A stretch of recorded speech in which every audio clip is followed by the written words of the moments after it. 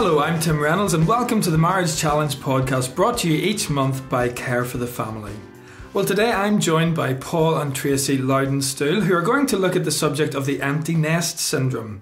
They'll be sharing their own experience of seeing their children leave home and what this has meant for their relationship together. Paul and Traci have been married for 23 years. They have 2 grown-up children and live on the Isle of Man. Paul is an IT consultant and Traci volunteers with a number of local charities and organisations. Together, they lead Care for the Family's marriage support team on the island. Well, Paul and Traci, it's great to have you with us today. Hi, great, thanks. Hi, Tim. So you met a quarter of a century ago. You got together about 25 years ago. Yeah. I don't know if you can kind of think back to that time. But was it love at first sight? No, not really.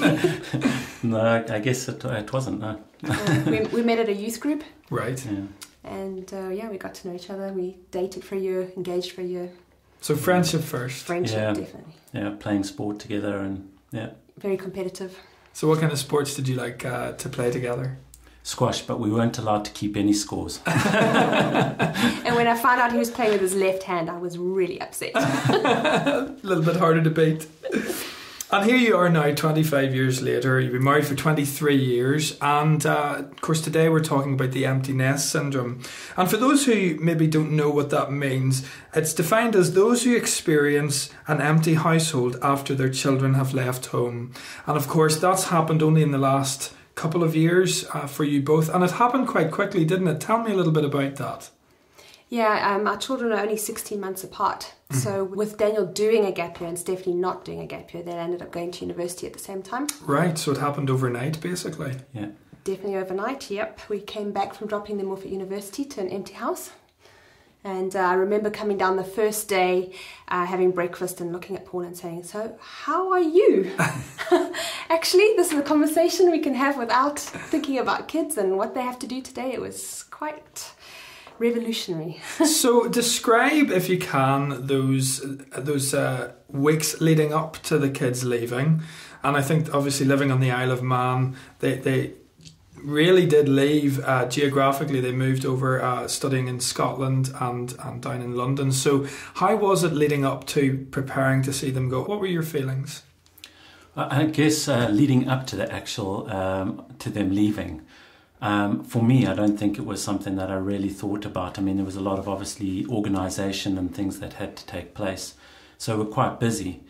And then I think after they had left, it was more, again, I think Traci was more impacted and affected by it just because I carried on, my life sort of carried on the same way with the same routines and going to work and everything else. And yes, the house was a lot more empty, but I think that it impacted Traci a lot more than it actually probably impacted myself. The weeks building up were just chaos. There was just suitcases everywhere. And, Stephanie and I were we are incredibly good friends. We go to gym together. We did all sorts of girly stuff together. And Daniel is just extrovert. And our house was constantly filled with his friends. Yeah. So it was like Paddington Station. So we had a constant stream of people, and I had my best friend in Stephanie. So when we came back, and the house was extremely quiet, and I kind of felt like I'd been made redundant. I didn't have a job.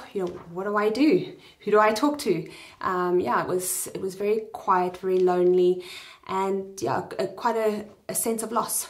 So it's emotionally there's a lot to deal with, and of course then just structure, as you say, there were little patterns in your week, certainly after school and so on, that weren't there anymore. Yeah, absolutely. I mean, the dogs would still sit on the stairs at 3:00 waiting for them to come through the door for a couple of months.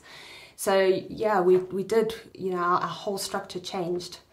So Traci, was there anything that you did then to prepare for this huge transition in your family life? Yeah, of course. I mean, 3 years before it happened, I realised it was going to happen, but you can do everything in your head to prepare. I did a master's degree from home around then because I knew I had to train to do something. I needed extra purpose outside of the home. But it doesn't matter how much you prepare in your head. You know it's happening. You're packing suitcase. You know it's going to happen. It's when you walk into this empty house and suddenly it hits your heart. And it suddenly drops that actually this is now a reality.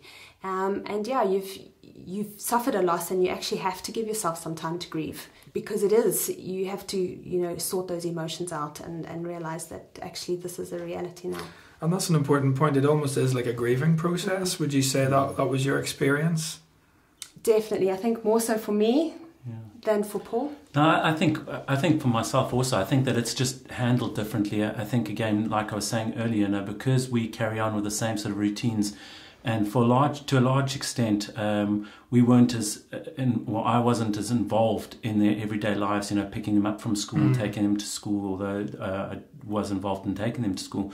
But a lot of the time they were coming back and then going out to gym with Tracy or whatever it was. And for me, it was the same sort of routines that just carried on.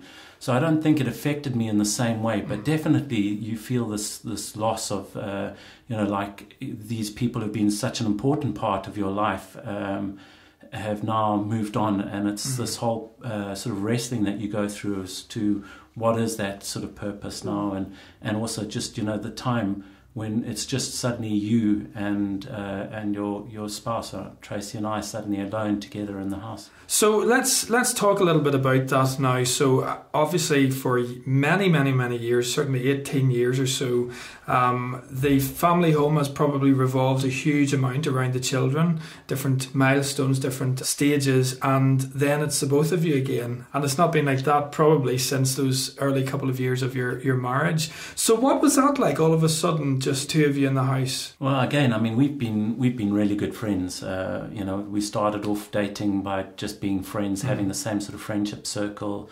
And I think that it's just, that even though we did have that really good friendship, again, because when you're sitting around the table, a lot of the emphasis in your conversations and everything else is revolving around the kids. Now suddenly there isn't that same emphasis. Now it's more about you and what you did during your day, and not so much about what did the kids do in their day. So it was, I guess, a process of actually, like Tracy said, when she came down and said, well, good morning, how are you?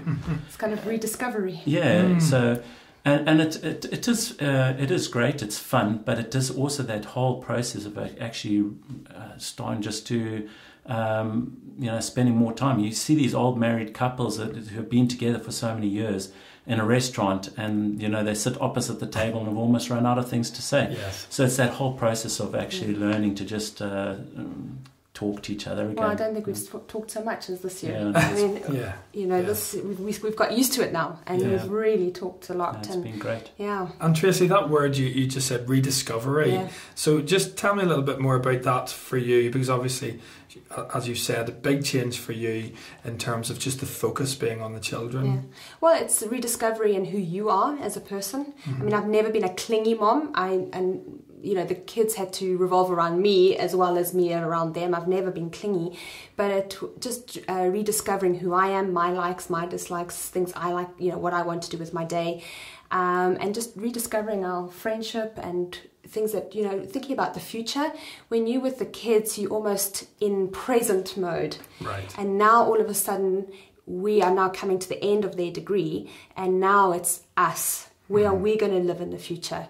Where are, our finances now for the future, looking at our pensions, and also look at elderly parents. Our parents are becoming elderly, so it's now looking further ahead to the future. It's not about the kids now, it's about the other things that are affecting our lives. And was that one of the kind of positive things that you've experienced, just some of the exciting aspects of making some plans together and talking about that, and maybe not having some of those responsibilities that you've had for many years? Yeah, absolutely. I mean, for us, one of the exciting things is when we got married, we only had like 11 months until we had our first child. So it was very, very quick, and being very young when we got married too. There wasn't much time to actually just travel together and to be able to just go on holiday by ourselves, and that. So that's really exciting, and it's something to look forward to. Yeah, we had our first holiday together this summer.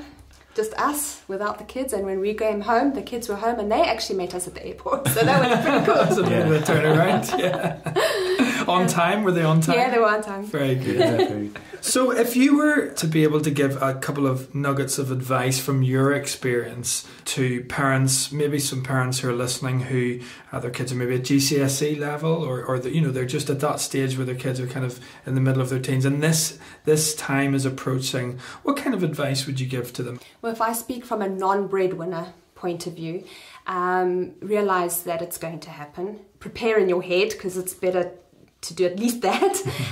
Find some purpose outside of the home.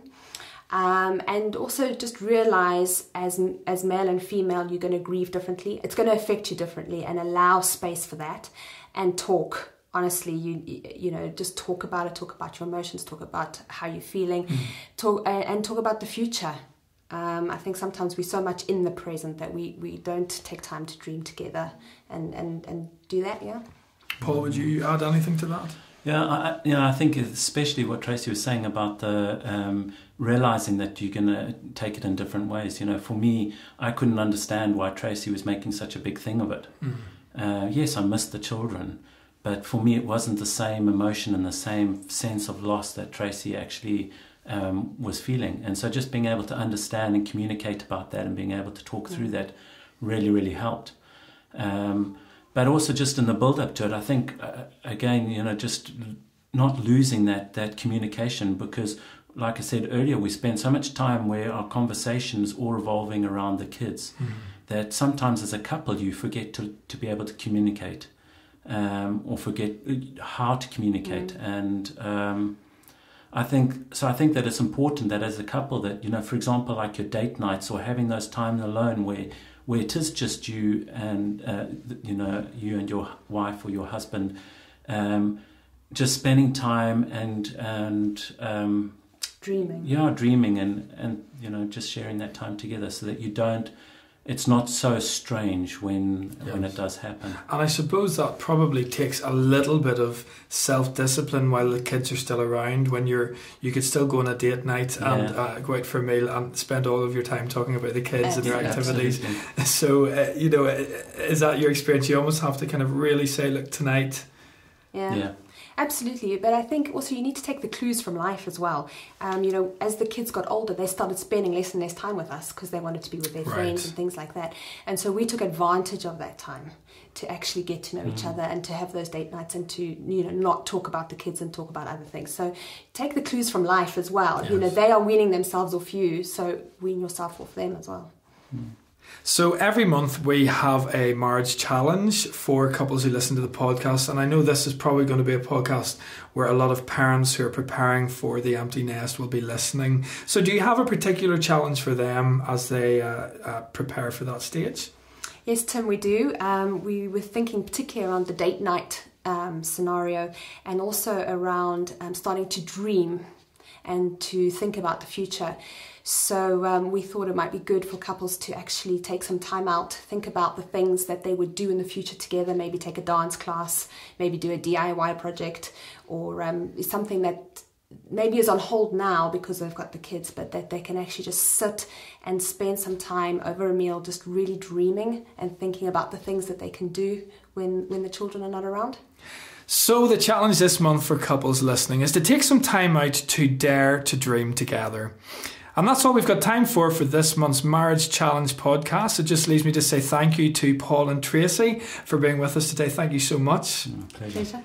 And we'll be back next month with another episode of the Marriage Challenge podcast. Do sign up on our website to receive free email updates. And if you do, we will be giving you a 20% discount off of purchases from our Care for the Family shop.